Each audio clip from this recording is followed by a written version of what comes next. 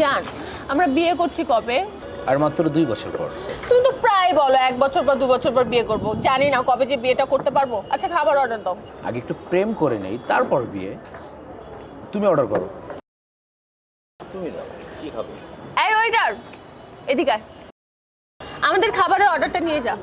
Excuse me, আপনি কি আমাকে বলছেন? তুই ওয়েটার, তোকে বলবো না তো কাকে বলবো? আমাকে দেখে কি আপনার ওয়েটার মনে হচ্ছে? তো আপনাকে দেখে কি রাজরানী মনে হচ্ছে? কি বললি? তুই ঠিকই বলেছিস। তোকে দেখে ওয়েটার মনে হচ্ছে না, তোকে দেখে মনে হচ্ছে এই রেস্টুরেন্টে তুই থালা বাসন ক্লিন করিস। দেখুন, আপনি যা ইচ্ছে তাই বলতে পারেন না আমাকে।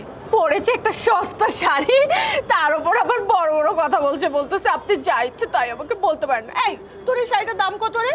বলো যে 200 থেকে 300 টাকা। আর আমার এই ড্রেসটা দেখতে পাচ্ছিস, এই ড্রেসটার দাম হচ্ছে 5000 টাকা। আর এটা আমি কিনেছি বসুন্ধরা থেকে। আর আজকাল ইয়াং জেনারেশন এরকম ওয়েস্টার্ন ড্রেসের উপরেই ফিদা হয়, তোর মতো এমন আনকালচার গেও ভূত শাড়ির ওপরে না। দেখুন, আপনারা দুজন সেই তখন থেকে আমাকে যা ইচ্ছা তাই বলেই যাচ্ছেন, আর আপনারা এইভাবে আমাকে মিসআন্ডারস্ট্যান্ড করতে পারেন না। বাবু দেখো না, আন্টি আমার ইংরেজিতেও কথা বলতে পারে। এই এইসব লোকের সাথে এত কথা বলে লাভ আছে? এই নিয়ে যাও না, অর্ডারটা নিয়ে যাও। আমি তো কতক্ষণ যাবতই বলছি যে অর্ডারটা নিয়ে যেতে। এখানে দেখো না রোবটের মতো দাঁড়িয়ে আছে। আচ্ছা, আপনার যদি ওইটার কথাটা শুনতে এতই খারাপ লাগে তাহলে আপনি এই চাকরিটা ছেড়ে একটা অন্য চাকরি নিতেই পারেন, কারণ আপনি তো শিক্ষিত। তুমি এখানে কি করো? না, তেমন কিছু না, বাট দেখো, এই দুটো ছেলে মেয়ে তখন থেকে আমার সাথে যা ইচ্ছা তাই ব্যবহার করে যাচ্ছে। এই আপনি কে? আমি ওর হাজবেন্ড। ও মানে আপনি ওয়েটার? নিয়ে যান না, অর্ডারটা নিয়ে যান প্লিজ। ও, আপনারা তাহলে অর্ডার করার মতো কাউকে খুঁজে পাচ্ছেন না? না, আপনারা তো আসতেছেন না, কি আপনি খুঁজে পাবেন? আপনি ওকে চেনেন? কেন, উনি কি দেশের প্রধানমন্ত্রী নাকি? ওনাকে চিনতে হবে। ওর নাম হচ্ছে মোনা। কোনো মুনা ফুনা আমরা চিনি না। ম্যাক্স গ্রুপ অফ কোম্পানির নাম শুনেছেন? ম্যাক্স গ্রুপ অফ কোম্পানি কে না চিনে? সবাই চিনে। এ হচ্ছে ম্যাক্স গ্রুপ অফ কোম্পানির একমাত্র মালিক। মানে?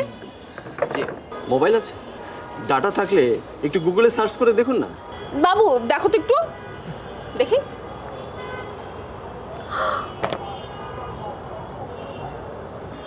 চলো। ম্যাম, কিছুদিন পরে তো আপনাদের কোম্পানিতে একটা ইন্টারভিউ আছে। আমার না অনেক স্বপ্ন আপনার কোম্পানিতে একটা জব করা, তাই আমি খুব ভালোভাবে পড়াশোনা করছি যাতে আপনার কোম্পানিতে আমি উত্তীর্ণ হতে পারি।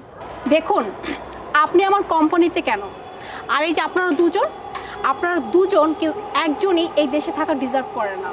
আর কিছুক্ষণ আগে যেন আপনি কি বলছিলেন আমার পোশাক নিয়ে কথা, যে আমি একটা কি সস্তা শাড়ি পরে আছি, না জানি আরো কত কি। আচ্ছা, শাড়ি কি কোনো খারাপ পোশাক? মানে শাড়ি পরলে কি কারো মান সম্মান এতটাই নষ্ট হয়ে যায় যে একটা শাড়ি পরা মানুষকে যা ইচ্ছে তাই বলে ফেলবেন?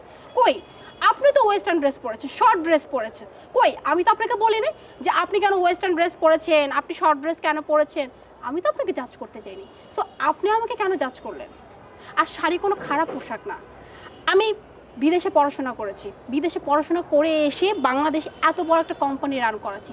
আমি কিন্তু শাড়ি পরেই কাজ করছি, আমার যত বড় বড় মিটিং সব কিছু আমি শাড়ি পরেই করছি। কই, কোথাও তো আমাকে ইতস্তত হতে হয়নি। কিন্তু দেখুন, এই আজকে আপনারা আমার এই শাড়ি নিয়ে যা ইচ্ছা তাই বলে গেলেন। প্রবলেমটা কোথায় জানেন? এই আপনারা কলেজে যেতে না যেতেই আপনাদের মধ্যে না অনেক ভাব চলে আসে, অহংকার চলে আসে।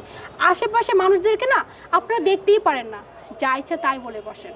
আসলে আপনাদের মধ্যে অহংকার এতটাই বসবাস করে যে আপনাদের নিজেদের দেশের সংস্কৃতিকেই ভুলে যান, যে আমাদের দেশের সংস্কৃতিতে কি আছে কি নাই এগুলো আমরা খোঁজে রাখি না। কি রাখি আমরা? আমাদের ট্রেন্ডিংয়ে চলি, ওয়েস্টার্ন আউটফিটে চলি।